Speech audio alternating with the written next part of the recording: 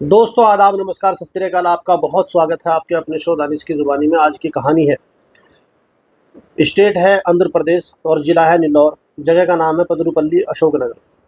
वहाँ पर एक फैमिली रहती है जिसका नाम है, जो उस मकान के मालिक हैं, वासी रेड्डी कृष्णा राव, अपनी पत्नी सुनीता के साथ रहते हैं और उनका कारोबार है कैंटीन का।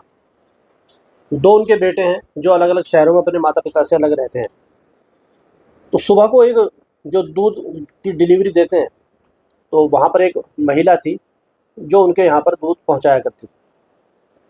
और जैसे सुबह सुबह पहुँचती है वो 28 अगस्त 2022 को, तो देखती है गेट खुला हुआ है और बिल्कुल चौखट पर ही जो मकान मालिक हैं, वासी रेड्डी कृष्णा राव, उनकी खून से लथपथ, उन्हीं के दरवाजे पर, उन्हीं की चौखट पर खून से लथपथ उनकी लाश पड़ी हुई है। अब ये देखकर एकदम उसकी चीख निकल जाती है और वो सीधा वापस भागती है और शोर मचाती है। शोर सुनकर जो आस पड़ोस हैं के लोग हैं, सब आ जाते हैं और आने के बाद वो देखते हैं तो वो भी एकदम से शौक और हैरान रह जाते हैं कि उन्हीं के दरवाजे पर उन्हीं की लाश खून से लथपथ पड़ी हुई है। पुलिस को फ़ोन करा जाता है। पुलिस वहाँ पर पहुँचती है और जाकर देखती है कि उनकी लाश है। और उनको उसके बाद पुलिस घर के अंदर एंटर होती है क्योंकि गेट खुला हुआ था। तो अंदर जाकर देखती है तो पुलिस को एक झटका और लगता है। जो उनकी पत्नी थी सुनीता, बिल्कुल उसी तरीके से चाकू से उनका गला काट कर उनकी हत्या कर दी गई। पुलिस पूरे क्राइम सीन को देखती है और वहाँ पर जितनी भी उनकी अलमारियाँ थी और जो भी उनके तिजोरी वगैरह थी, सब टूटी हुई थी और सारे कपड़े इधर उधर और सारा सामान उनका इधर उधर पड़ा था। मतलब मामला लग रहा था कि लूटपाट का है। पुलिस एम्बुलेंस बुलाती है और दोनों शवों को पोस्टमार्टम के लिए अस्पताल भेज देती है। अब क्योंकि घर का जो मंजर था इतना भयावह था, इतना खतरनाक था कि जो पति है उनकी लाश वहाँ पड़ी है, वो भी खून से लथपथ, गला रेत कर उनकी हत्या करी गई है और अंदर पत्नी की पड़ी है। पूरा घर उनका जो अस्त व्यस्त है। अब पुलिस के सामने कोई आइडेंटिटी की ऐसी कोई प्रॉब्लम थी नहीं, क्योंकि जो मालिक थे उन्हीं की मृत्यु हुई थी। नाम था वासी रेड्डी कृष्णा राव, उम्र थी 54 साल और पत्नी थी सुनीता, उनकी उम्र थी 50 साल। और इनका कारोबार था कैंटीन का। करीब 10 साल से कैंटीन चला रहे थे, जहाँ पर लोग चाय नाश्ता लंच करते हैं। अब पुलिस, क्योंकि उनके साथ कोई रहता नहीं था, एक उनका नौकर था शिवा, और दोनों बेटे बाहर रहते थे, तो बेटों को बुलाया जाता है और वो सारी चीज़ पोस्टमार्टम के बाद उनकी जो शव हैं उसको सुपुर्द करे जाते हैं और पूरे विधि विधान के तरीके से दोनों का अंतिम संस्कार कर दिया जाता है। अब पुलिस का काम होता है ये पता करना कि हत्या करी किसने और ये लूटपाट करी किसने। लूटपाट हुई भी है या नहीं। कहीं ऐसा तो नहीं कि बहुत से ऐसे हैं कि मर्डर करते हैं और मर्डर को लूटपाट का एक क्राइम सीन पे ये चीज़ें कर दिया, मतलब एक तरीके से नकली क्राइम सीन बना के जाते हैं। तो पुलिस सबसे पहले यही देखती है कि इनके रिश्तेदार में कौन है, किसी इनका कोई लड़ाई झगड़ा हुआ है या कोई ऐसा प्रॉपर्टी का लेन देन है। बेटों से पता करती है, तो वो भी कुछ ऐसी कोई पुलिस के हाथ में ऐसी कोई लीड आ नहीं पाती। उसके बाद वहाँ के जो सीसीटीवी फुटेज है, मोबाइल डाटा है, सारी चीज़ चेक करती है। पुलिस के हाथ खाली। उसके बाद जो मुखबिर है उनको एक्टिवेट किया जाता है। उनसे भी ऐसी कोई जानकारी जब नहीं मिलती तो पुलिस अब परेशान होने लगती है कि बिल्कुल शहर के बीच में 2 हत्या हुई हैं और हाथ में कुछ भी नहीं आ रहा है। ना ही कोई लड़ाई झगड़ा है, ना ही कोई किसी तरीके का प्रॉपर्टी का एंगल आ रहा है। आखिर हत्या करी किसने? अब पुलिस अपनी जांच को आगे बढ़ाती है। तो जितने भी वहाँ के अपराधी गैंग हैं जो चोरी में पकड़े गए हो, जिन्होंने लूटपाट करी हो, उन सबको पुलिस अपने थाने बुलाती है और सबसे पूछताछ करती है और जिन पर शक था उनकी कुटाई भी करती है और उन्हीं से पूछती है कि बताओ ये अगर तुमने नहीं करा तो फिर किसने करा है। मगर है तो अपराधी, लेकिन पुलिस फिर भी, क्योंकि अपराधियों का दिमाग भी एक तरीके से कहीं ना कहीं पुलिस की तरह काम करना शुरू करता है कि हमें पुलिस किस तरीके से पकड़ेगी, हमें किन चीज़ों का ध्यान रखना है। तो पुलिस उनसे भी पूछ रही है और उनको 3rd डिग्री भी दे रही है, सारी चीज़ें हो रही है, लेकिन कहीं पर भी पुलिस के हाथ कोई ऐसा क्लू नहीं आ रहा है जिससे पुलिस ये पता लगा पाए कि हत्या या लूटपाट जो भी हुआ है ये करी किसने। अब पुलिस परेशान। सारी चीज़ जब पुलिस के हाथ से बाहर होती है, सारे मुखबिरों को पुलिस एक्टिवेट करती है कि पता करो इनकी रिश्तेदारी जो भी है, जैसा भी है, कोई ना कोई क्लू ऐसा मिलना चाहिए जो दोनों हत्याओं का राज खुले। लेकिन पुलिस के हाथ ऐसा कुछ नहीं आता। इसी बीच एक मुखबिर आता है और वो बताता है कि जो ये कैंटीन के मालिक हैं वासी रेड्डी कृष्णा राव, इनके एक रिश्तेदार हैं जिनका नाम है रामकृष्ण। रामकृष्ण जी ने अभी अभी बहुत सारी ऐसी शॉपिंग करी है, जैसे फ्रिज है, वॉशिंग मशीन है, तो जो आप और हम जानते हैं घर की सुविधा के लिए हैं। और ये चीज़ें जब आदमी तभी लाता है जब उसके पास पैसे होते हैं, नहीं तो गरीबी में आदमी ऐसे ही काम चलाता रहता है। लेकिन अगर कहीं से भी उसके पास पैसा आता है तो जाहिर सी बात है सबसे पहले वो वही चीज़ें लेकर आता है, सारी सुख सुविधा वाली, एसी, फ्रिज, वॉशिंग मशीन और बहुत सारी चीज़ें हैं।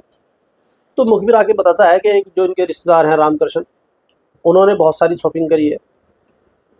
अब पुलिस कहती है अब ये कोई ऐसी अजीब बात है नहीं, क्योंकि किसी का भी अगर काम सही चल रहा है, अच्छा चल रहा है, तो कोई भी आदमी ये चीज़ें खरीद सकता है, तो इसका कोई मर्डर से ऐसा कोई लेना देना होता नहीं है। लेकिन फिर भी पुलिस, क्योंकि पुलिस के हाथ में कोई ऐसा क्लू था नहीं, पुलिस चाहती है कुछ ना कुछ, चलो इसको भी चेक कर लेते हैं। तो रामकृष्ण का वो मोबाइल डाटा का CDR निकलवाते हैं और CDR निकलवा कर ये चेक करते हैं, क्योंकि उसको उठा तो सकते नहीं थे, तो ये कोई अपराध नहीं है वॉशिंग मशीन या कोई भी चीज़ खरीदना। तो उसका मोबाइल डाटा निकलवाते हैं, उसमें चेक करते हैं, तो उसमें एक अजीब चीज़ पुलिस को नज़र आती है कि वो थे तो कृष्ण राव के रिश्तेदार जिनकी हत्या हुई थी, लेकिन मोबाइल पर जो उनकी बात हो रही थी, जो कृष्ण राव के नौकर था शिवा, उससे उसकी बात बहुत ज़्यादा हो रही थी। और बहुत ज़्यादा मतलब जो उसका डायरेक्शन था, जो कॉल का टाइम था, बहुत ज़्यादा, 10 मिनट, 20 मिनट, आधा घंटा, 1 घंटा, इस तरीके से लंबी बातें उससे शिवा से हो रही थी।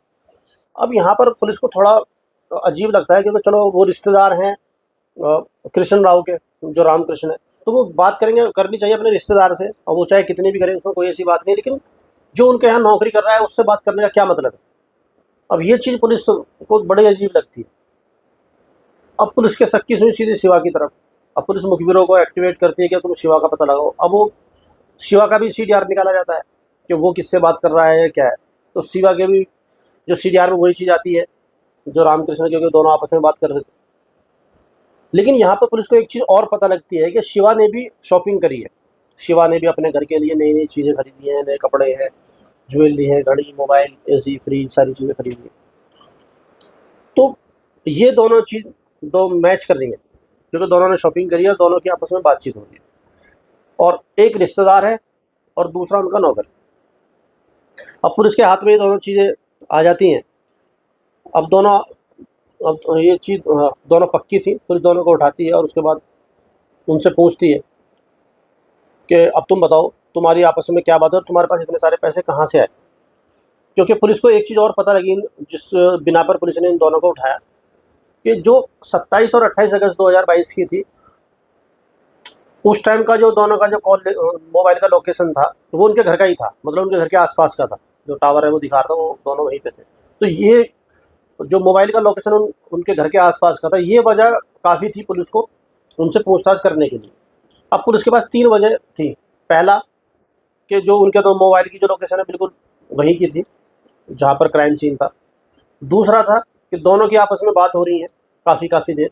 और तीसरा था कि दोनों ने शॉपिंग करी है, मतलब दोनों के पास पैसा आया है। क्योंकि जो वासी रेड्डी कृष्णा राव के घर से जो चोरी हुआ था, जो उनके बेटों ने आकर बताया, तो उन्होंने बताया कि करीब 1,60,000 रुपये कैश और कई लाख रुपए का गोल्ड, जो उनकी माता पिता को शौक था। तो वो कई लाख रुपए का था, लेकिन जो कैश थे वो 1,60,000 रुपये थे। तो ये चीज़ गायब हुई थी। तो अब वो दोनों ने जो भी बांटे होंगे, जो भी उन्होंने करा होगा, तो बात अब पुलिस दोनों को उठाती है और दोनों से पूछती है। तो पहले वो मना करते हैं, लेकिन 3 कारण जब पुलिस उनके सामने टेबल पर रखती है कि देखो ये चीज़ तुम्हारी हमारे सामने है और तुम इस चीज़ को मुकर नहीं सकते, तो वो बताते हैं कि हाँ उन्होंने ही दोनों का उनका कत्ल किया है। तो पुलिस पूछते है क्या कारण था। तो कारण ये निकलता है, जो कहानी सामने आती है, जो रामकृष्ण था, जो रिश्तेदार था इनका रेड्डी साहब, ये लालची था, या ये कहें कि थोड़ा उसका हार्ट टाइट था, जो उसकी ज़रूरत की चीज़ें थी वो मुहैया नहीं कर पा रहा था। तो उसका तो कारण ये था कि उसको पैसा चाहिए, तो वैसे उसकी कोई ऐसी दुश्मनी थी नहीं।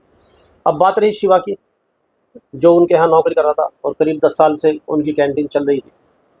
तो शिवा से पूछा गया कि तुमने ऐसा क्यों करा, क्योंकि तुम काफ़ी दिन से उनकी सेवा में हो। तो वो कहता था कि जो उनका बिहेवियर था, उनका बर्ताव था, वो शिवा के प्रति अच्छा नहीं था। वो बात बात पर उसको बेइज्जत करते थे, छोटी छोटी बातों पर उसको डांट देते थे। और वो चीज़ें मतलब एक तरीके से नफ़रत में तब्दील होती चली गई। अब उनको ये लग रहा था कि वो नॉर्मल है, कि वो हम तो ऐसे डाँटेंगे, हम मालिक हैं, हम बॉस हैं इसके।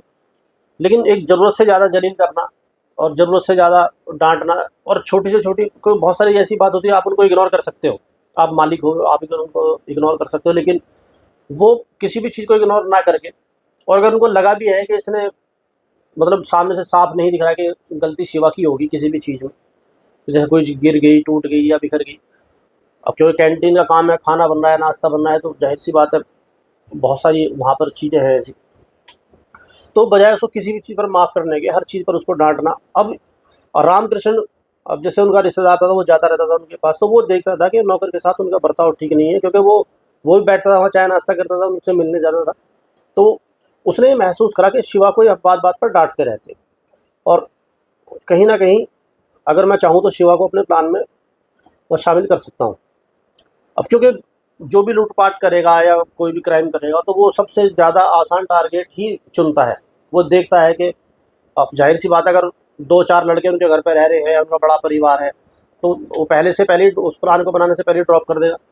लेकिन उसको इस बात का पता था कि दोनों बुज़ुर्ग हैं, एक 50 साल की उम्र है, और एक की 54 साल की उम्र है, तो ज़्यादा वो विरोध कर नहीं पाएँगे, और दूसरा, और उनके परिवार में और कोई उनके साथ रहता नहीं है, तो वो एक ईज़ी टारगेट है, एक आसान है, उनके साथ लूट-पाट करना या उनकी हत्या करना, जो भी उसको लगा। तो अब यहाँ पर उसको एक अपने सहयोगी के रूप में शिवा नज़र आने लगा। अब वो वहाँ पे जाता और वो जाकर देखता, तो उसने फिर ज़ाहिर-सी बात है शिवा को इस बात के लिए तैयार करा, उससे कहा कि तुम्हें इतना क्यों डाँटते हैं, तो दिन। और वो धीरे-धीरे, जो जिसको शिवा भी शायद इतना महसूस पहले नहीं करता था, लेकिन जब एक दूसरा बंदा उसको भड़काने लगता है एक तरीके से, कि तुम नौकरी कर रहे हो, तुम कोई गुलाम थोड़ी हो, कुछ इस तरीके से, मतलब उसने उसको, उसके माइंड को उधर की तरफ डाइवर्ट करा, उसकी नफ़रत, पहले पहले नफ़रत जगाई, और उसके बाद फिर उसने अपना प्लान उसको बताया कि तुम्हारा ऐसा मन नहीं करता इसको जान से मार दे, इस तरीके से तुमसे बात करता है। तो उसने शिवा को, जो शिवा शायद वो इस चीज़ की आदत पड़ चुकी थी, और वो बुरा भले इस चीज़ का मानता हुआ, लेकिन वो मर्डर का ऐसा उसके दिमाग में आते नहीं होगी। लेकिन रामकृष्ण ने अपने लालच के लिए शिवा को उस चीज़ के लिए माइंडली तैयार कर लिया उसको। और तैयार करने के बाद अब बात आती है रैकी की, तो रैकी की तो ज़रूरत ही नहीं थी, क्योंकि शिवा उनके साथ ही रहता था। तो ज़ाहिर-सी बात है, किस टाइम वो घर जा रहे हैं और किस टाइम वो पैसे कहाँ पे रखते हैं और कितनी कमाई होती है, गल्ला कितना है, सारी चीज़ शिवा को पता थी। तो यहाँ पर अब रामकृष्ण के बहुत सारी हेल्प होगी शिवा को इसमें अपने प्लान में शामिल करने की। अब वो प्लान बनाते हैं कि किस दिन ज़्यादा सेल होती है और इनके पास कितना कैश होगा, कितनी ज्वेलरी है, सारी चीज़ देखने के बाद में। तो जैसे ही रामकृष्ण की ये प्लानिंग बिल्कुल पक्की होती है, और वो डेट रखते हैं, जो 27 अगस्त और 28 अगस्त की जो रात है वो। तो इनके जो रोज़मर्रा का जो इनका हिसाब था, रेड्डी साहब का, वासी रेड्डी कृष्णा राव का, तो वो लेट कैंटीन बंद करके जाते थे रात को करीब 10 बजे। तो उनकी पत्नी जो सुनीता थी, वो अपने घर का गेट खुला छोड़ देती थी, मतलब जो उसका लॉक है वो नहीं लगा दी थी, गेट ऐसे ही बंद करा छोड़ दिया। अब आप सोच सकते हो कि वहाँ पर कितना अच्छा मतलब कानून व्यवस्था होगी, जो आदमी गेट खोल कर भी सो सकता है। क्योंकि हम दिल्ली में रहते हैं, यहाँ पर तो मतलब ही नहीं है किसी भी तरीके के कि आदमी गेट खोल कर भी सो जाए। और अगर कोई गेट पर आता भी है तो 10 बार पूछते हैं उससे, क्यों आए हो, कहाँ से आए हो, क्या बात है, किससे मिलना है। तो खैर वहाँ पर वो गेट खोल कर सो जाती है, और इस बात का शिवा को पता था, और वो दोनों वहाँ पर चाकू लेकर उनके घर पहुँच जाते, लेकिन वो घर में एंटर नहीं करते, और घर के पास ही छुपे रहते हैं दोनों, और वो उनका इंतज़ार करते हैं कि कब ये वासी रेड्डी कृष्णा राव आएँ। और वो नॉर्मल, क्योंकि उनका किसी का कोई झगड़ा नहीं, किसी को कोई कहा सुनी, कोई प्रॉपर्टी का ऐसा कोई विवाद नहीं, तो उनके दिमाग में ऐसी कोई बात थी नहीं कि कोई उनकी हत्या भी कर सकता है। वो ना नॉर्मल आते हैं, और आने के बाद जैसे ही वो अपने घर का मेन डोर खोलने की कोशिश करते हैं, वो दोनों उन पर टूट पड़ते हैं और उनका मुँह दबाते हैं, और दबाने के बाद सीधा चाकू से उनके गले को रेत देते हैं, गला उनका काट देते हैं। अब क्योंकि बुज़ुर्ग थे, 54 साल की उनकी उम्र थी, और फिर दूसरी बात, अगर ताकत भी हो तो 2 जने हैं, तो वो उनको कंट्रोल कर लेते हैं, उनको पकड़ लेते हैं। और तीसरी बात, इस चीज़ के लिए वो तैयार नहीं है कि कोई उनसे लड़ेगा। एक बार को अगर कोई सामने दिख रहा है, थोड़ा बहुत आदमी शोर मचाएगा, विरोध करेगा, लेकिन जैसे ही उनका जो चेहरा है वो गेट की तरफ, और पीछे से कोई आया और अचानक से उनका एकदम मुँह दबा ले और पीछे से चाकू से हमला कर दे, तो कोई भी एक बार को इतना नहीं कर पाएगा। तो उन्होंने उनकी हत्या वहीं कर दी, और उसके बाद वो घर के अंदर एंटर होते हैं, लाश को वहीं छोड़ देते हैं। एंटर होते हैं, वहाँ पर सुनीता बेफ़िक्र सो रही है। उनको अगर थोड़ी बहुत आहट हुई भी तो उनको लगा होगा कि रेड्डी जी आ गए हैं, और वो अंदर जाकर सुनीता की भी इसी तरीके से चाकू से गोद कर हत्या कर देते हैं। और उसके बाद जैसे मैंने आपको बताई, शिवा को सारी बातें पता थी, तो वो सारी उनकी जो घर की तलाशी लेते हैं, जो 1,60,000 रुपये और जो उनकी गोल्ड था, जो अंगूठी थी, चैन थी, पायल थी, जो भी चीज़ उनको मिली, वो दोनों लेकर चले जाते हैं। और दोनों अपने अपने घर, और पुलिस को इसका सुबह को फिर पुलिस आती है, सारी चीज़ें देखती है। तो पुलिस को इसका क्लू इसीलिए नहीं मिल रहा था क्योंकि उनकी किसी से कोई ऐसा कोई विवाद था ही नहीं। और जो दोनों पकड़े गए, बिल्कुल इसमें एक मतलब ऐसी चीज़ से पकड़े गए जिसका कोई मतलब ही नहीं बनता, कि अगर उसने टीवी, फ्रिज, वॉशिंग मशीन खरीदी है तो इसमें कोई ऐसी बड़ी बात होती नहीं है। लेकिन पुलिस की आप एक तरीके से कह सकते हैं कि सिक्स सेंस के रिश्तेदार हैं, और उसके बाद पुलिस उस पर काम भी करती है, और उसके CDR निकालती है, और किस तरीके से पुलिस शिवा से लिंक जुड़ता है और किस तरीके से ये सॉल्व होता है। तो ये थी आज की कहानी। इस कहानी पर आपकी क्या राय है? क्या उनको हत्या करनी चाहिए थी? क्योंकि लूटपाट, इसके बहुत सारे ऐसे रास्ते थे। जो लूटपाट सीधी सी बात है, जो खुलता ही खुलता है और उसके बाद जेल होगी। आदमी को अपनी ज़िंदगी में शॉर्टकट चाहिए, और शॉर्टकट आदमी अपराध की दुनिया में चला जाता है। अब एक तो जो गरीबी है या जो भी परेशानी है वो है ही, और दूसरा फिर अब जेल जाएंगे तो घर के हालात और बद से बदतर हो जाएंगे, और जो निर्दोष थे, जो बेचारे अपना ईमानदारी से कमा खा रहे थे, उनकी एक तरीके से दोनों ने हत्या कर दी। तो इसमें आपकी क्या राय है, कमेंट में ज़रूर बताएं। अब आपसे मुलाकात होगी कल शाम 7 बजे किसी दूसरी घटना के साथ। चैनल को लाइक करें, सब्सक्राइब करें। बहुत बहुत धन्यवाद।